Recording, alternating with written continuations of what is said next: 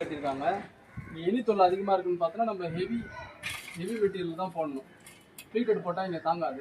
அதனால் வந்து இந்த அலுமினியம் ஃப்ரேமு ஸ்டெயின்லெஸ் ஸ்டீல் விலை வித் பிளாக் கோட்டட். இங்கே வெளியே இருக்கிறதுனால தண்ணி படுன்றதுனால நம்ம பிளாக் கோட்டட் போட்டிருக்கோம். இது பார்த்தீங்கன்னா மழை இருக்கிறதும் தெரியாது நம்மளுக்கு.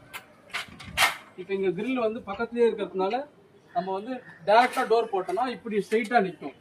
அதனால் என்ன பண்ணியிருக்கோன்னா இங்கே ஒரு பீஸ் வச்சு பெண்டு கொடுத்துட்டு அதில் மடிச்சோன்னா டோர் வந்து ஃபுல்லாக ஓப்பன் ஆகிடும்.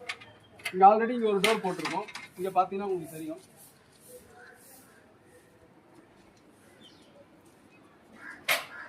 இந்த டோரில் வந்து அந்த ஸ்லைடிங் மாதிரி அந்த கீழ் மாதிரி ஒன்று போட்டிருக்குமா, இப்போ டோர் வந்து ஃபுல்லாக மடிஞ்சிடும். ஆமாம், மேக்னெட் இருக்கு.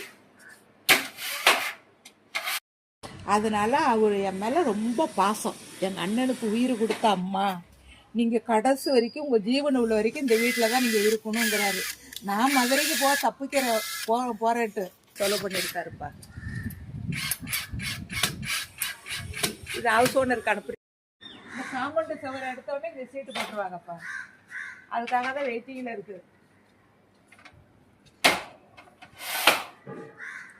அப்பா இது மட்டும் கூட்டிட்டு திறந்து வச்சா காத்து வரும். சூப்பர்ப்பா.